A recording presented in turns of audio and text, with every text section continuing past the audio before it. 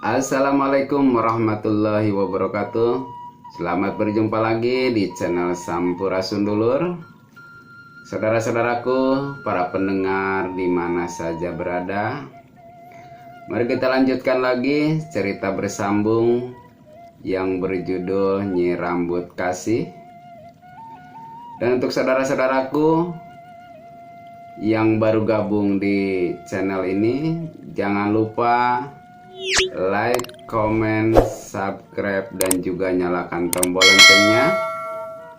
Terima kasih. Selamat mendengarkan.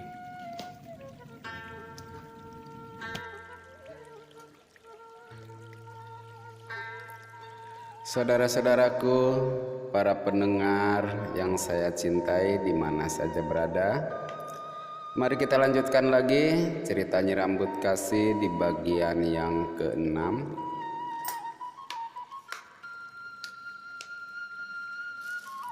Bismillahirrahmanirrahim.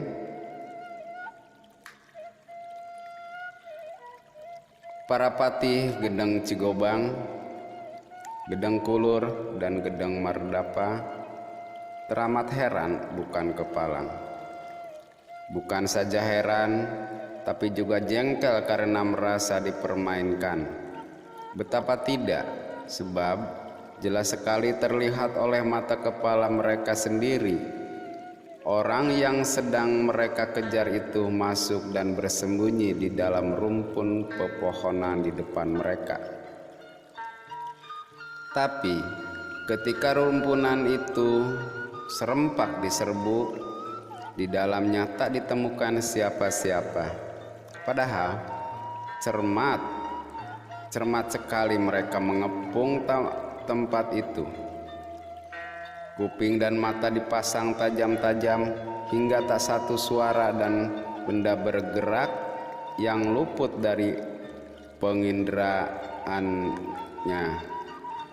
Semak-semak dan dedaunan disibakan, tak ada yang terlewatkan. Tapi hasilnya nihil. Orang yang sejak tadi dikejar-kejar setengah mati mendadak hilang tanpa jejak.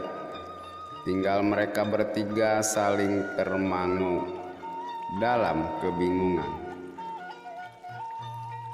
Bah, jangan-jangan mereka itu bukan manusia, cetus Ki Patih Gedang Kulur. Bukan manusia, jadi apa? Tanya Gedang Mardapa. Ya, makhluk halus atau siluman barangkali. Siapa tahu, sahut Ki Gedang Kulur lagi. Hus, tidak mungkin. Saya berani menjamin mereka bukan makhluk halus, bukan siluman, tapi benar-benar manusia, bantah Ki Gedang Cigobang tegas dan yakin. Tapi buktinya?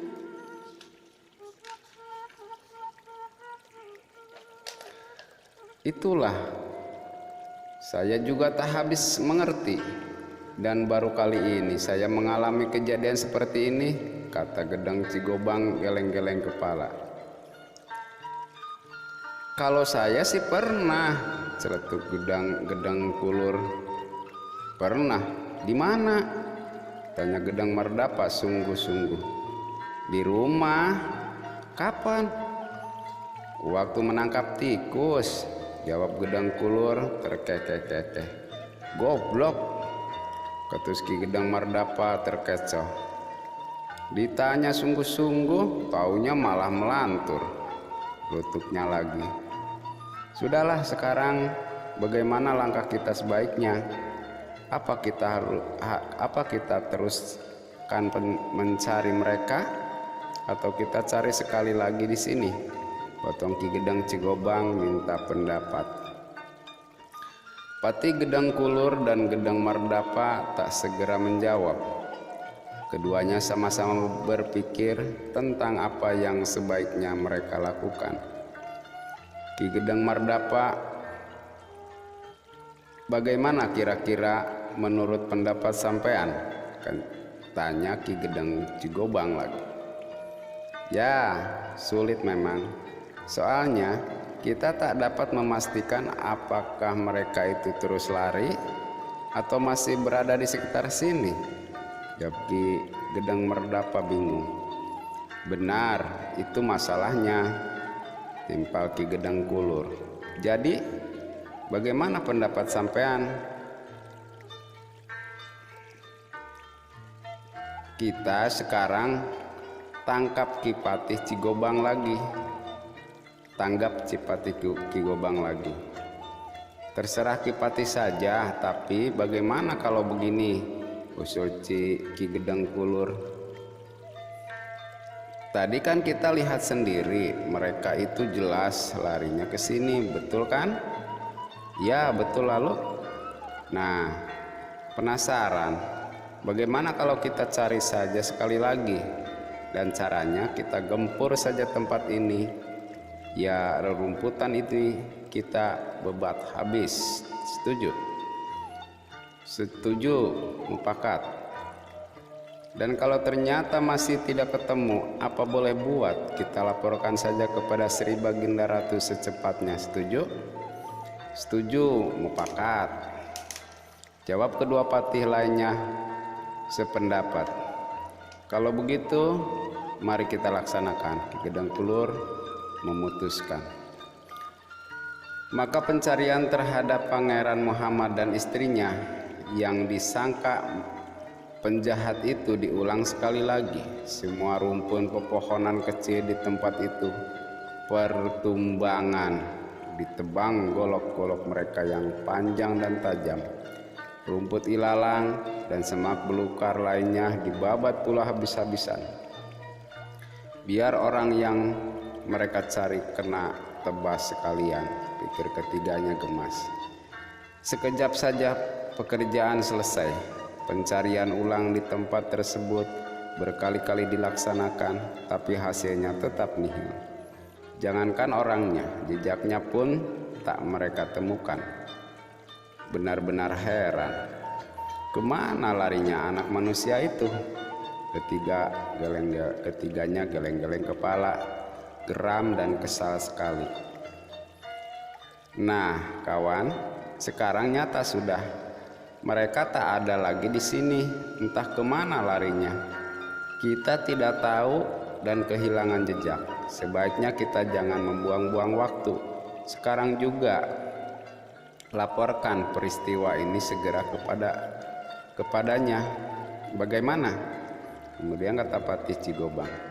Setuju, mufakat, jawab Ki Patih Mardapa sambil menyarungkan golok pusakanya. Ki Patih Kulur, setuju, sekarang kita berangkat. Setuju sekali, siap, jawab Ki Patih Gedang Kulur pula. Kalau begitu, ayo kita berangkat sekarang juga. Mereka berderap maju menembus kegelapan malam. Lolongan anjing dan suara binatang lainnya menemani langkah mereka di kejauhan. Rasa penat, letih, dan kedinginan sekali menggoda mereka. Namun tak dihiraukan, mereka sadar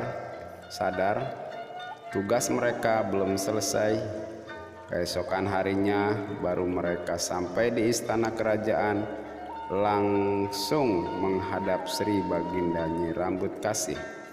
Sri Ratu agak terkejut melihat mereka datang dengan tergesa-gesa dan bukan pada waktunya seperti biasanya pula.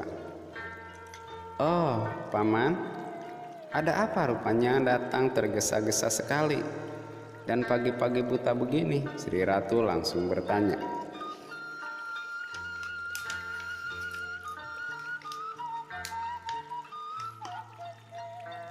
Ketiga patinya itu tak segera menjawab. Mereka mengatur napas dulu dan yang memburu dengan kencangnya.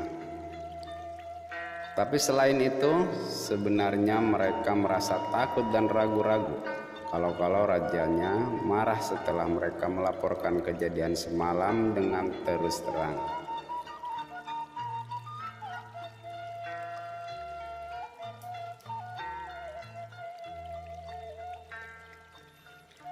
Katakanlah terus terang, Paman, Jangan ragu-ragu, desak Sri Ratu. Ampun 1000 ampun Baginda Ratu. Akhirnya Patih Cigobang memberanikan diri. Hamba bertiga datang untuk menyerahkan diri dan siap menerima hukuman yang setimpa dan dari Paduka Tuan. Wah, mengapa berkata begitu, Paman? Saya tak mengerti. Katakanlah, Paman, apa yang telah terjadi? Nyi Rambut Kasih mengerutkan dahinya. Ki Patih Cigobang menarik napas panjang lalu diceritakannya apa yang dialaminya bertiga dari awal sampai ke akhir kejadian. Cermat sekali, tak ada yang terlewatkan. Sri Ratu Rambut Kasih mengangguk-ngangguk. Paman, barangkali jelas bagaimana ciri-ciri dan perangai orang yang Paman ceritakan itu? Tampaknya bukan seperti orang kebanyakan.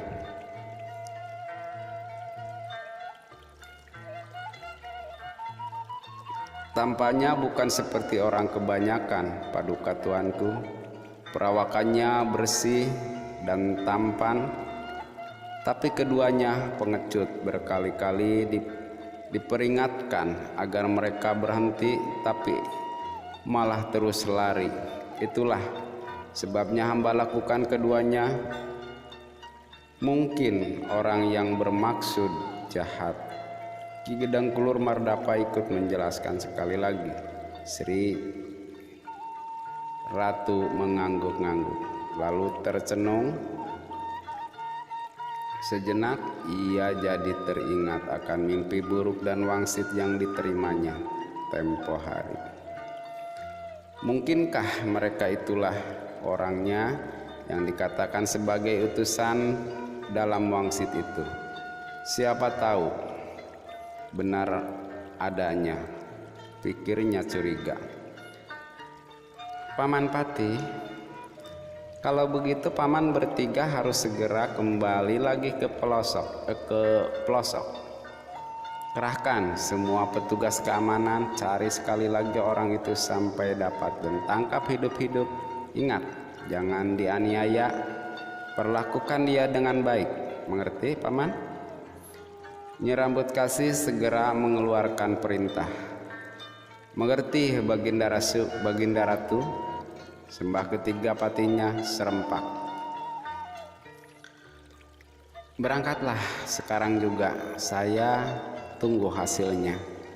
Baik Baginda Ratu, hamba bertiga pamit dan mohon doa restu. Ketiga patih Sindang Kasih yang setia itu segera bangkit dan keluar untuk menyelesaikan tugasnya. Mula-mula dikumpulkan semua pasukan keamanan yang sudah terlatih kemampuannya dan keterampilannya. Setelah siap dan diberi pengarahan seperlunya, kemudian dikerahkan untuk menyebar ke segala penjuru. Semua berangkat dengan semangat menyala-nyala demi mempertahankan keamanan dan ketentraman seluruh negeri. Saudara-saudaraku, para pendengar di mana saja berada, nah itulah cerita yang di bagian yang ke-6, dan untuk selanjutnya kita tunggu cerita di bagian yang ke-7. Terima kasih saudara-saudaraku. Wassalam. Wabillahi taufiq wal hidayah. Wassalamualaikum warahmatullahi wabarakatuh. Sampai jumpa.